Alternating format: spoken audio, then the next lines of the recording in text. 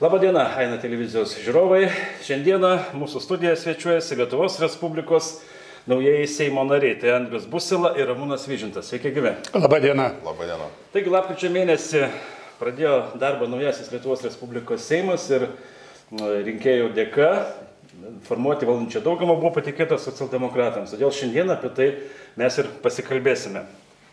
Gal pradėkime nuo rinkimų kampanijos, ar ne? Iš tikrųjų, Panevėžy fenomenas, 3 apygardose išrinkti socialdemokratai. Kas čia, sakykime, kokia jūsų programa čia lėmė? Ką siūlėte rinkėjams, kodėl jie pasirinko būtent socialdemokratus panevėžiečiai? Na, daug faktorių lėmė ir programa, kur labai daug kalbėjom apie socialinius dalykus. Na, aš asmeniškai tai savo lankstinukuose neapkroviau žmonių, parašiau 8 darbai, kuriuos ketiname padaryti, tai buvo iš mūsų partijos programos ir dabar matau, kad ta linkme jau ir pradedame judėti. Lėmė kitas dalykas, tai beprotiškas konservatorių arogantiškumas ir na, tie darbai visi, kur gal nelabai buvo populiarūs tautoje ir lėmė mūsų pačių darbas. Tikrai susipažinau aš asmeniškai su labai daug žmonių ir gėda prisipažinti, susipažinau su tokiomis miesto vietomis, kur na, tikrai gal esu pravažiavęs mašiną, o dabar labai daug nukulnevau su lankstinukais rankoje pėsčiomis, kalbėdamas su žmonėmis. Tai daug faktorių lėmė ir tas, aišku, socialdemokratų populiarumas. Ką manote, Andriau? Tai aš kaip ir pritarčiau Ramūnui iš tikrųjų. Ir dar norėčiau paminėti, kad Ramūnas vis dėlto ilgametis politikas, tai nebuvo naujas veidas, galbūt buvo naujas veidas rinkimuose. O mano atveju tai aš tiesiog pastaruoju metu dirbau visuomenės sveikatos biure, mes ten užsiminėjom sveikatos fizinio aktyvumo skatinimo renginiais, sveikos gyvensenos propagavimu ir darydom daug pėsčiųjų žygių per visą apskritį ir tiesiog susipažinau su daug žmonių ir kadangi esu panevėžietis nuo vaikystės, manau, kad tai ir davė, kad aš turiu tiesiog mieste daug labai pažįstamų ir jie atsiliepė apie mane vieni gerai, tada, kaip sakoma, tas tinklinis toks marketingas, tada kiti išgirdo, dar gerai atsiliepė ir gavosi rezultatas. Ir gavosi rezultatas, aišku, bet nereiktų nuvertinti ir tos socialdemokratinės bangos, nes tiesiog jau buvo atėjęs laikas jau tai politiniai švytuokliai pasikeisti kitą pusę.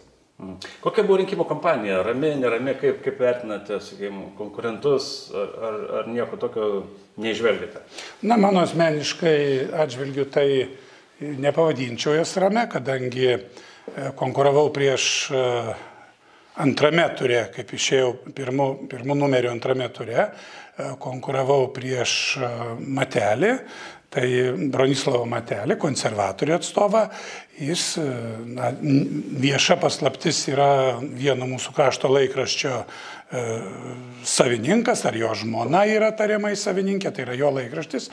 Na ir ten tų feljetonų apie save ir visokių blogų dalykų sužinojau. Tai toks buvo negražus elementas.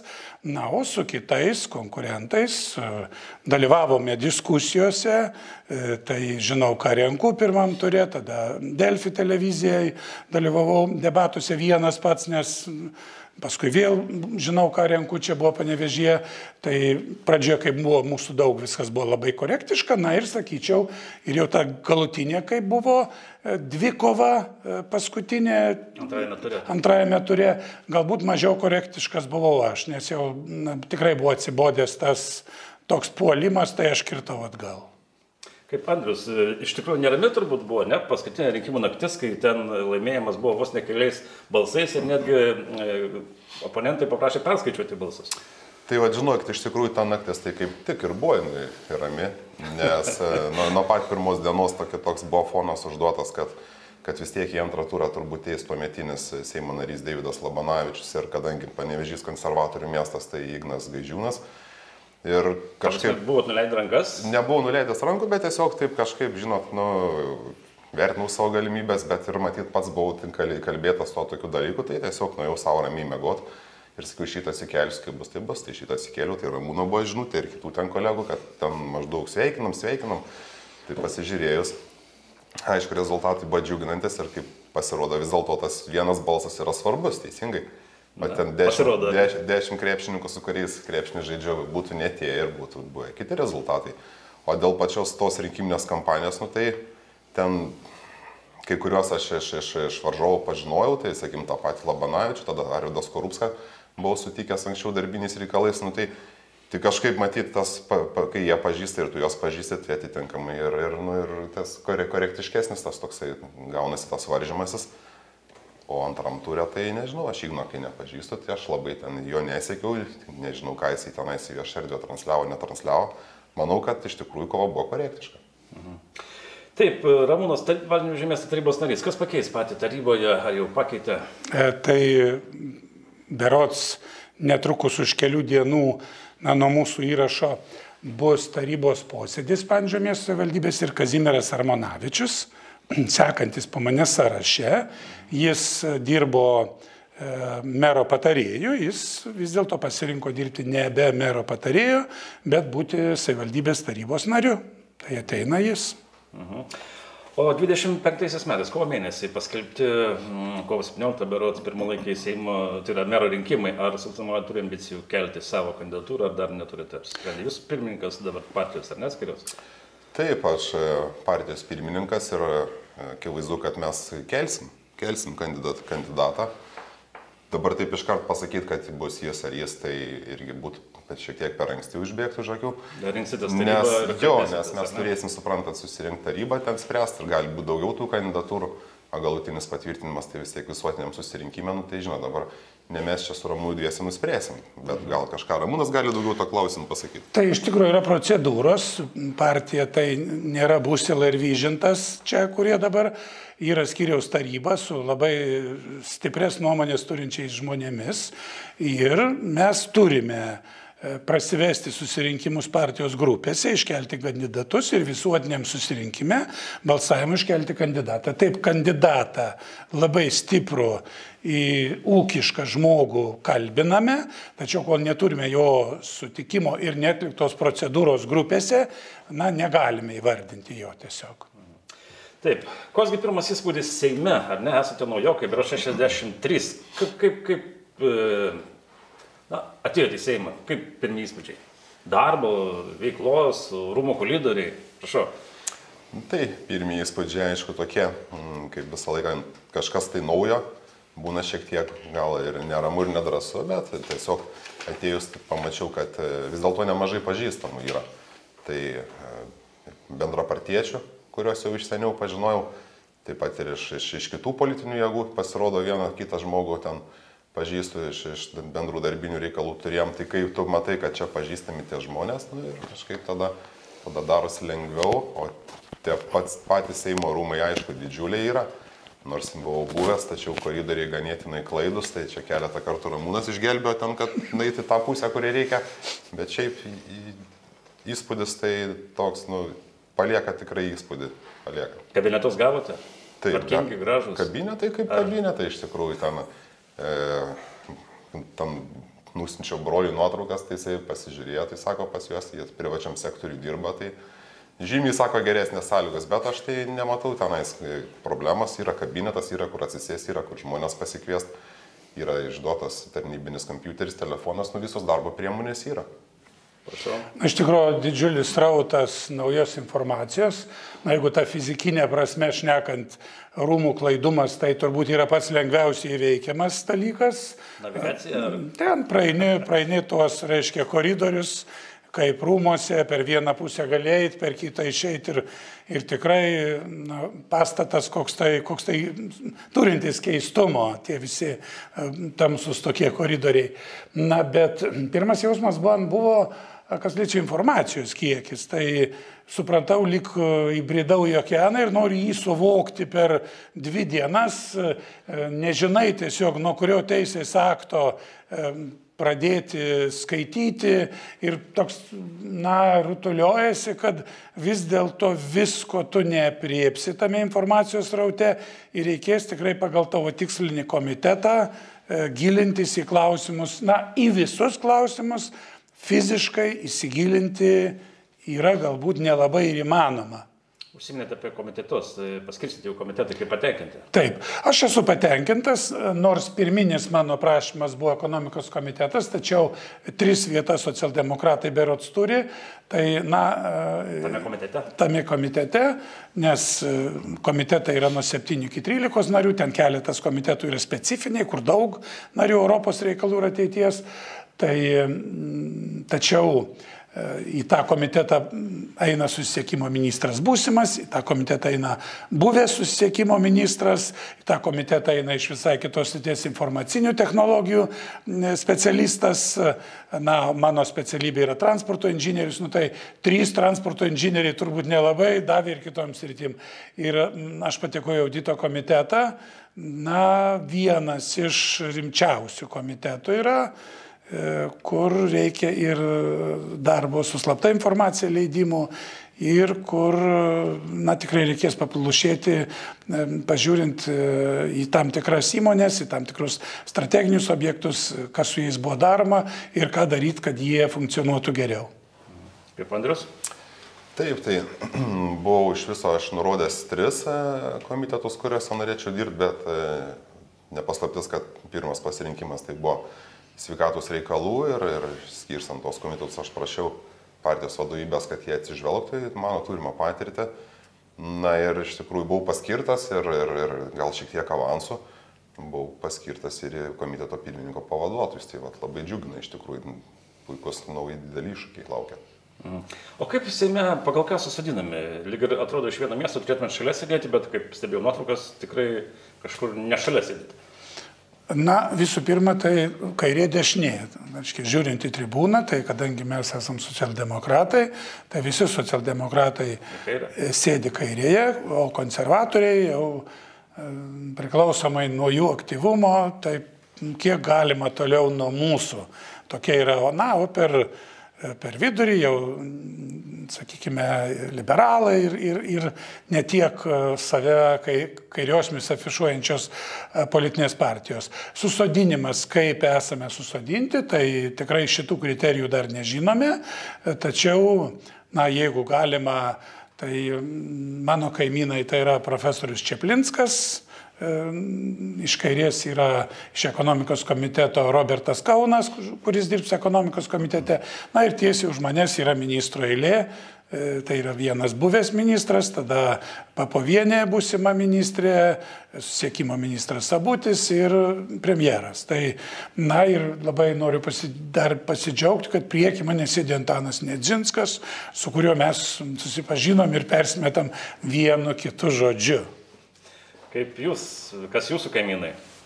Kiek suprantu, ne pagal abėcėlį čia sodinta, čia ne. Tai sunku pasakyti iš tikrųjų, kaip ten susodino, bet kaip sakėt, kad lyg ir ne kartu mes su Ramūnu, tai ne taip ir toli ten pasižiūri, tai kokie, aš nežinau, per kokius 4 žmonės. Per 5 gal 4. Gal ten sėdim. O man iš kairės tai sėdi Modesta Petrauskaitė, irgi rinkta dalies panevėžiečių. Iš dešinės sėdi Giedrimas Jeglinskas, tai vardan Lietuvos atstovas, ten buvęs kandidatas net ir į prezidentus, man atrodo.